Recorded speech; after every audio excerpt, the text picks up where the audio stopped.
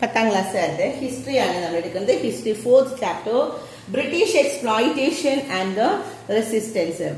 British ചൂഷണവും ചെറുത്തു നിൽപ്പും. നമ്മൾ കുറച്ച് കലാപങ്ങളെ കുറിച്ചൊക്കെയാണ് പറഞ്ഞു വരുന്നത് അല്ലെ. നമ്മൾ ഇൻഡിഗോ റിവോൾട്ട് കഴിഞ്ഞു, നീലം കലാപം കഴിഞ്ഞു, പിന്നെ നമ്മൾ പറഞ്ഞത് ഇവരെ കുറിച്ച് പറഞ്ഞു, കർഷക കലാപങ്ങൾ പറഞ്ഞു അല്ലെ, മാപ്പിള കലാപം, മാപ്പിള റിവോൾട്ട് പറഞ്ഞു. പിന്നെ അത് കഴിഞ്ഞപ്പോൾ നമ്മൾ പറഞ്ഞത് സാന്താൾ കലാപം പറഞ്ഞു കഴിഞ്ഞു. പിന്നെ കഴിഞ്ഞ ക്ലാസ്സിൽ അവസാനമായപ്പോഴേക്കും സമയം പെട്ടെന്ന് കഴിഞ്ഞു പോയി. അതുകൊണ്ട് ഇംഗ്ലീഷ് മീഡിയക്കാരെ പറഞ്ഞ് അവസാനിപ്പിച്ചെങ്കിലും മലയാളം മീഡിയക്കാരെ വായിക്കാൻ എനിക്ക് സമയം കിട്ടിയില്ല. അതുകൊണ്ടാണ് വീണ്ടും അതൊന്നും കൂടി പറഞ്ഞുതരാം. ഇവിടെ അവസാനത്തെ ഭാഗം കേട്ടോ, മലയാളം മീഡിയക്കാരുടെ അവസാനത്തെ ഭാഗം ഒന്ന് വായിക്കാൻ വിട്ടുപോയി, സമയം കഴിഞ്ഞതുകൊണ്ടാണ്, പെട്ടെന്ന് നിർത്തേണ്ട വന്നു. അപ്പൊ നോക്കാം, ഇവിടെ അവർ പറഞ്ഞു അവിടെ ഫോറസ്റ്റ് ഒക്കെ എന്താണ്, വനങ്ങളൊക്കെ ബ്രിട്ടീഷുകാര് അവർക്ക് ആവശ്യമുള്ള, അവർക്ക് കപ്പൽ നിർമ്മിക്കാനുള്ള പ്രദേശങ്ങള്, ആ കപ്പൽ നിർമ്മിക്കാൻ അല്ലെങ്കിൽ റെയിൽപാത നിർമ്മാണത്തിന്, കപ്പൽ നിർമ്മാണം, റെയിൽപാത നിർമ്മാണം തുടങ്ങിയ ആവശ്യത്തിനൊക്കെ വനങ്ങളിൽ നിന്ന് ബ്രിട്ടീഷുകാര് ആ മരങ്ങളുള്ള സ്ഥലങ്ങളെയൊക്കെ അവര് സംരക്ഷിത പ്രദേശമായിട്ട്, എന്നിട്ട് അവിടെ സംരക്ഷിത പ്രദേശത്ത് നിറയെ മരങ്ങളുണ്ടാവും, ആ മരങ്ങളൊക്കെ മുറിച്ചിട്ട് കപ്പൽ നിർമ്മിക്കാനും റെയിൽവേ നിർമ്മാണത്തിനൊക്കെ അവർ ഉപയോഗിച്ചു. ഇനി തോട്ടം വ്യവസായികൾ ആരംഭിക്കാൻ വേണ്ടിയും വനങ്ങൾ വ്യാപകമായിട്ട് അവർക്ക് അവരുടെ തോട്ട വ്യവസായം ആരംഭിക്കാൻ വനങ്ങളൊക്കെ വെട്ടി തെളിപ്പിച്ചു.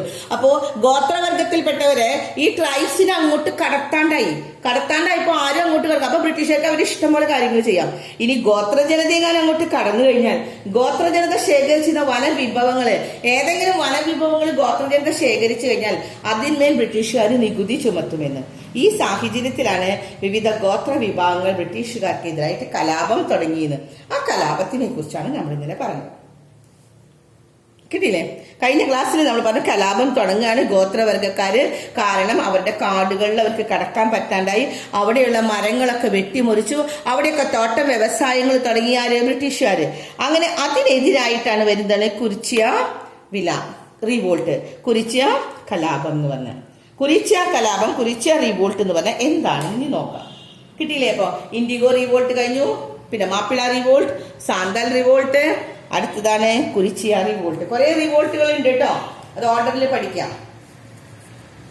അപ്പൊ നമുക്ക് തുടങ്ങാം അല്ലെ. കുറിച്യ റിവോൾട്ട് എന്താണ്? കുറിച്യ കലാപം എന്ന് പറഞ്ഞാൽ ബ്രിട്ടീഷുകാരുടെ ചൂഷണത്തിനെതിരെ നടന്ന മറ്റൊരു ഗോത്ര കലാപമാണ് വയനാട്ടിലെ കുറിച്യ കലാപം. എവിടെയാ സ്ഥലം പറഞ്ഞു? എവിടെയാണ്? വയനാട്ടിലാണ് കുറിച്യ കലാപം ഉണ്ടായത്. അതും ബ്രിട്ടീഷുകാരുടെ ചൂഷണത്തിനെതിരെയാണ് കേട്ടോ. ബ്രിട്ടീഷുകാരുടെ ചൂഷണം സഹിക്കാൻ പറ്റാണ്ടായപ്പോഴാണ് വയനാട്ടിലെ കുറിച്യ കലാപം ഉണ്ടായത്.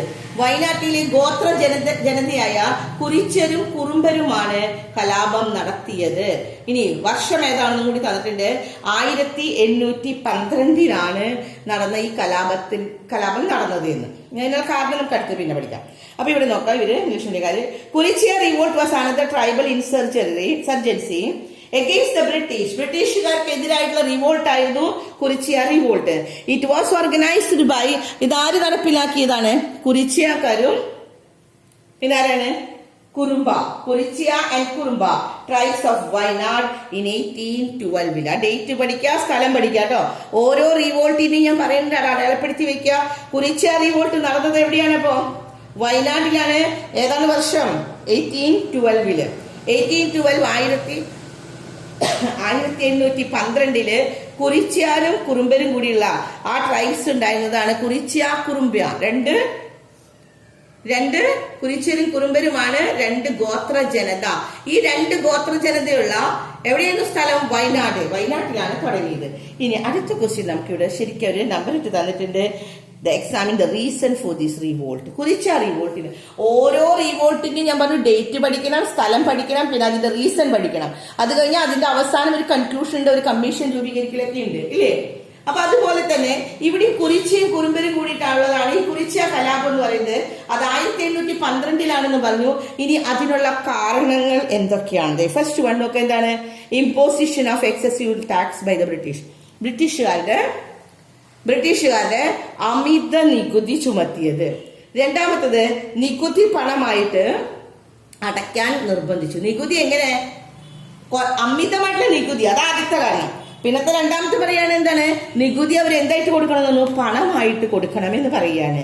Compulsion for paying the tax in cash, scraps പറ്റില്ല, ക്യാഷ് ആയിട്ട് തന്നെ കൊടുക്കണം, ധാന്യമായിട്ടൊന്നും കൊടുക്കാൻ പറ്റില്ല, പണമായിട്ട് തന്നെ കൊടുക്കണം എന്ന് പറഞ്ഞു. ഇനി നികുതി അടയ്ക്കാൻ കഴിയാത്തവരുടെ കൃഷിഭൂമി ബ്രിട്ടീഷുകാരങ്ങ് പിടിച്ചെടുത്തു. നികുതി അടയ്ക്കാൻ നികുതി ഭയങ്കര നികുതിയായിരുന്നു. ആ നികുതിയൊക്കെ പൈസയായിട്ട് തന്നെ കൊടുക്കണം. ഇനി നികുതി അടയ്ക്കാൻ പറ്റാത്തവരുടെ കൃഷിഭൂമിയൊക്കെ ബ്രിട്ടീഷുകാർ പിടിച്ചെടുക്കുന്നത്. Seizing the agriculture land for the non payment of tax. Tax pay ചെയ്യാൻ പറ്റാത്തവരുടെ ലാൻഡൊക്കെ, അഗ്രികൾച്ചർ ലാൻഡൊക്കെ സീസ് ചെയ്തു എന്ന് കിട്ടിയോ. അപ്പൊ ഇങ്ങനെ ബ്രിട്ടീഷുകാർ ചെയ്തപ്പോ ഈ ബ്രിട്ടീഷുകാർ ചെയ്തതിനെതിരായിട്ട് ഇവര് ആരുടെ കീഴിലാണ്? ലീഡേഴ്സ്, ഓരോ റിവോൾട്ടിംഗ് ലീഡേഴ്സിന്റെ പേര് അടയാളപ്പെടുത്തിയിട്ടില്ലേ? ഇവിടെയും അതെ. The revolt was led by Kurichya leader Raman Nambi. ആരായിരുന്നു? രാമൻ നമ്പിയുടെ നേതൃത്വത്തിലാണ് കലാപം നടന്നത്. കലാപം നടന്നത് കുറിച്യ നേതാവായ രാമൻ നമ്പിയുടെ നേതൃത്വത്തിലായിരുന്നു. ഗോത്ര ജനതയ്ക്ക് പുറമെ മറ്റു വിഭാഗങ്ങൾ കലാപത്തില് പങ്കാളികളായി. കലാപം അടിച്ചമർത്തിയ ബ്രിട്ടീഷുകാർ രാമനമ്പിയെ പിടികൂടി വധിച്ചു. അയാളെ കൊന്നുകളഞ്ഞു. തലശ്ശേരിയിലെ അന്നത്തെ സബ് കളക്ടറാണ് TH ബേബർ കലാപത്തെ പറ്റി ഇങ്ങനെ രേഖപ്പെടുത്തി. അതൊന്നും പഠിക്കണ്ട കേട്ടോ. അപ്പൊ അവിടുത്തെ ലീഡറിന്റെ പേര് മാത്രം പഠിച്ചാൽ മതി. ആരാണ് ലീഡർ? രാമൻ നമ്പിയാണ് കുറിച്യ നേതാവ്. ഈ കുറിച്യ നേതാവായ രാമൻ നമ്പിനെ ബ്രിട്ടീഷുകാർ എന്ത് ചെയ്തു? British government suppress the struggle and killed the Raman Nambi. Raman നമ്പിനെ അങ്ങോട്ട് കൊന്നു കളഞ്ഞു. അവർ അതിനെ അടിച്ചമർത്തി രാമൻ നമ്പിനെ കൊന്നു. അതുകൊണ്ട് ഈ കുറിച്യ കലാപവും ബ്രിട്ടീഷുകാർക്ക് ബുദ്ധിമുട്ടില്ല ഉണ്ടായില്ലെന്ന്. പക്ഷെ ഇവിടെ ഒരു ഡെഫിനിഷൻ കൊടുത്തിട്ടുണ്ട്, ഒരു കൊട്ടേഷൻ കൊടുത്തിട്ടുണ്ട്. ആര് പറഞ്ഞതാണ്? TH ബേബർ കലാപത്തെ പറ്റി, ഈ കുറിച്യ കലാപത്തിനെ കുറിച്ച് അന്നത്തെ കളക്ടർ ആയിരുന്നു TH ബേബർ. അയാൾ പറഞ്ഞ വാക്കൊന്ന് ശ്രദ്ധിക്കാൻ നോക്കിയേ. ഇവരുടെ കഴിവിനെ കുറിച്ച് പറഞ്ഞു നോക്കിയേ. 1 മാസം കൂടി പിടിച്ചു നിൽക്കാൻ കലാപകാരിക്ക് കഴിയുമായിരുന്നെങ്കിൽ രാജ്യം അവരുടെ, അന്ന് ബ്രിട്ടീഷുകാരെയൊക്കെ ഓടിപ്പിച്ച് രാജ്യം കുറിച്യക്കാരുടെ കയ്യിലായേന്ന്. കാരണം അത്രയും നല്ലൊരു യുദ്ധം, അത്രയും നന്നായിട്ട് അവർക്ക് ഫൈറ്റ് ചെയ്യാൻ സാധിച്ചിരുന്നു എന്ന് TH ബേബർ പറയുകയാണ്. TH ബേബർ then sub collector of the Thalassery. തലശ്ശേരിയിൽ അന്നത്തെ സബ് കളക്ടർ ആയിരുന്നു TH ബേബർ. പറയാണ് എന്താ പറയുന്നത്? if the rioters could resisting one more month. അവർ അപ്പൊ പരാജയപ്പെട്ടില്ലായിരുന്നെങ്കിൽ, 1 മാസം കൂടി അവർ പിടിച്ചു നിന്നിരുന്നെങ്കിൽ they could control the entire states. ഇനി അടുത്ത് നമുക്കിവിടെ കുറച്ച് റിവോൾട്ട്സും കൂടി പഠിക്കാനുണ്ട്. വേറെയും കുറെ റിവോൾട്ട്സ് ഉണ്ടായി എന്ന്. നമ്മൾ റിവോൾട്ട്സ് അവിടെ അവസാനിപ്പിക്കുകയാണ്. ഇങ്ങനെ ഡീറ്റെയിൽ ആയിട്ട് 10-22 റിവോൾട്ട്സ് ഉണ്ടെന്ന് പറഞ്ഞു അല്ലെ. അതിൽ മെയിൻ ആയിട്ടുള്ളത് നമ്മൾ പറഞ്ഞു കഴിഞ്ഞു കുറച്ച്. ഇനി പറയാണ് ബിസായിട്ട് ഇപ്പൊ സാന്തൽ പറഞ്ഞു, കുറിച്യ റിവോൾട്ട്സ് പറഞ്ഞു, ഇതൊക്കെ പറഞ്ഞില്ലേ. പിന്നെയും കുറെ റിവോൾട്ട്സും ഉണ്ട്. അങ്ങനെ 7 റിവോൾട്ട്സിനെ കുറിച്ചാണ് ഇവിടെ പറയുന്നത്. ഇവിടെ നോക്കി അടയാളപ്പെടുത്താം. സാന്തൽ, കുറിച്യ. പിന്നെ അടുത്തതാണ് എന്ത്? പഹാരിയ റിവോൾട്ട്, പിന്നെ കോൾ റിവോൾട്ട്, പിന്നത്തെ ഗാസി റിവോൾട്ട്, റെബല്യൻ റിവോൾട്ട് എന്നാലും കുഴപ്പമില്ല കേട്ടോ. പിന്നെ ബിൽ റെബല്യൻ, മുണ്ട റെബല്യൻ. കിട്ടിയില്ലേ? ഇവരും ഇവിടെ അടയാളപ്പെടുത്താൻ മലയാളം മീഡിയക്കാർ നോക്കാം. സാന്താൽ കുറിച്യ കലാപം. സാന്താൽ കലാപം പറഞ്ഞാൽ കുറിച്യ കലാപം. പിന്നെ അടുത്തതാണ് പഹാരിയ കലാപം, കോൽ കലാപം, ഗാസി കലാപം, ബീൽ കലാപം, മുണ്ട കലാപം. ഇത്രയും കലാപങ്ങളെ കുറിച്ച് ആ കലാപങ്ങളുടെ പേരുകൾ പഠിക്കണം കേട്ടോ. 7 എണ്ണത്തിന്റെ പേരുകൾ പഠിക്കാം. അടുത്ത ടോപ്പിക്കാണ്. അപ്പൊ നമ്മുടെ ഇത് കഴിഞ്ഞു, കലാപങ്ങൾ കഴിഞ്ഞു കേട്ടോ. ഇനിത്തെ വരുന്നത് പരമ്പരാഗത വ്യവസായികളുടെ തകർച്ച. ബ്രിട്ടീഷുകാർ വന്നപ്പോ എന്തൊക്കെ നാശങ്ങൾ ഉണ്ടായെന്നാണെന്ന് പറയുന്നത് ഈ പാഠത്തില്. അപ്പൊ നമ്മുടെ കുറെ കലാപങ്ങൾ, അതിനെ കുറെ പേര് എതിർത്തു, കുറെ കലാപങ്ങൾ ഉണ്ടായി. പക്ഷെ കലാപം ഉണ്ടായതിനൊക്കെ ബ്രിട്ടീഷുകാർ അടിച്ചമർത്തി. അടുത്ത നമ്മുടെ ടോപ്പിക്കാണ്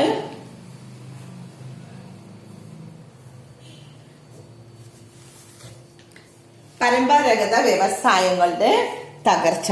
declines of the traditional industry.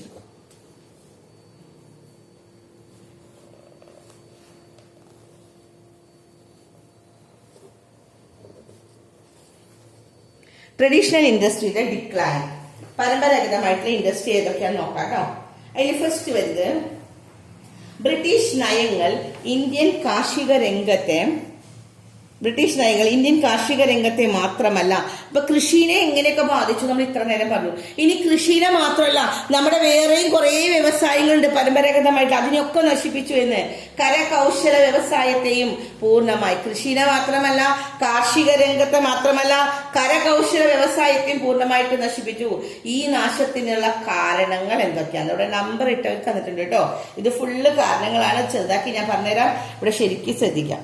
ഇവിടെ ഇംഗ്ലീഷ് മീഡിയം കാര്യം നോക്കാം. ഇത് ഇവിടെ പറഞ്ഞിരിക്കുന്നത് the British policies completely ruin not only the agriculture സെക്ടറിനെ മാത്രമല്ല, but also the handicrafts in India. ഇന്ത്യയുടെ ഹാൻഡിക്രാഫ്റ്റ്സിനും അത് വളരെയധികം ബാധിച്ചു. ഇനി എങ്ങനെയാണെന്ന്, the cause four the decline എന്താണ് അതിന്റെ, ഇതാണ് ചോദ്യം കേട്ടോ. The cause four the decline ഇവിടെ തുടങ്ങി നമുക്ക് പഠിക്കാനുള്ളതാണ്. ലാർജ് സ്കെയിൽ ഇവിടെ നിന്ന് ചോദ്യം ഇടപെടുന്നത് the causes for the decline of the handicrafts അല്ലെ. ഹാൻഡിക്രാഫ്റ്റ്സിന്റെ കരകൗശല വ്യവസായത്തിന്റെ നാശത്തിനുള്ള കാരണങ്ങൾ. ഫസ്റ്റ് കാരണം അവിടെ എന്താണ്?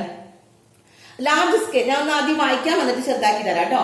Large scale import of machine made British textiles was the major reason for the ruin of the Indian textile industry. അപ്പൊ ഒന്നാമത്തെ കാരണം, ഇന്ത്യൻ ടെക്സ്റ്റൈൽ ഇൻഡസ്ട്രിയുടെ നാശത്തിന് ഒന്നാമത്തെ കാരണം എന്താണ്?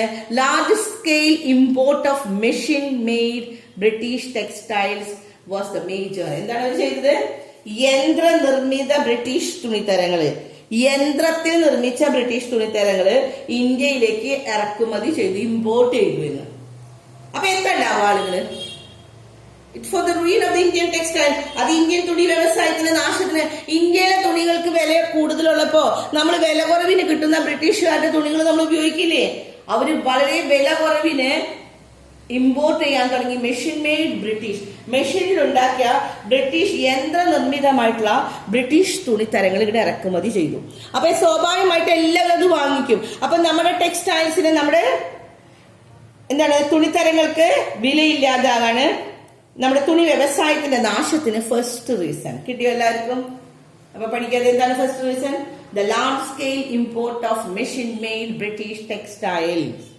ചെറുതാക്കി അത്രയും പഠിച്ചാൽ മതി കേട്ടോ. വാസ് ദ മേജർ റീസൺ എന്നുള്ളത് പഠിക്കണ്ട. അപ്പൊ നിങ്ങൾ ചെറുതാക്കി പഠിക്കാം. Large scale import of machine made British textiles, യന്ത്രനിർമ്മിത ബ്രിട്ടീഷ് തുണിത്തരങ്ങൾ വൻതോതിൽ ഇന്ത്യയിലേക്ക് ഇറക്കുമതി ചെയ്തു. ഒന്നാമത്തെ കാരണം. രണ്ടാമത്തെ അതിൽ തന്നെ വരുന്നതാണ്, അതിനെ കുറച്ചുകൂടി എക്സ്പാൻഡ് ചെയ്ത് അടുത്ത ലൈനിൽ പറയുകയാണ്, ബ്രിട്ടനിൽ നിന്ന് കൊണ്ടുവന്ന യന്ത്രനിർമ്മിത തുണികൾക്ക് വില കുറവായതിനാൽ ഇന്ത്യയിൽ എളുപ്പത്തിൽ വിറ്റഴിഞ്ഞു. അതിപ്പോ ഞാൻ പറഞ്ഞതാ അല്ലെ. അത് നിങ്ങൾ മനസ്സിലാക്കാനുള്ളൂ. കാരണം ബ്രിട്ടനിൽ നിന്ന് എന്ത് കൊണ്ടുവന്നു? The machine made textiles imported from Britain could be sold easily because they were very cheap. വളരെ ചീപ്പാണ്, വില കുറവാണ്. അതുകൊണ്ട് വില കുറവാണ് അവിടുത്തെ മെഷീൻ മെയ്ഡ് തുണികൾക്ക്. അപ്പൊ അതെല്ലാവരും വാങ്ങിക്കാൻ തുടങ്ങി. അതുകൊണ്ട് അത് വേഗം ഇവിടെ വിറ്റഴിക്കാനായിട്ട് പറ്റിയെന്ന്. അപ്പൊ ഫസ്റ്റ് റീസൺ ഇത് മാത്രം പറഞ്ഞാൽ മതി കേട്ടോ. യന്ത്രനിർമ്മിത ബ്രിട്ടീഷ് തുണിത്തരങ്ങൾ വൻതോതിൽ ഇന്ത്യയിലേക്ക് ഇറക്കുമതി ചെയ്തു. അതിനെ കുറച്ചുകൂടി നമ്മൾ എക്സ്പാൻഡ് ചെയ്യുന്നതാണ്.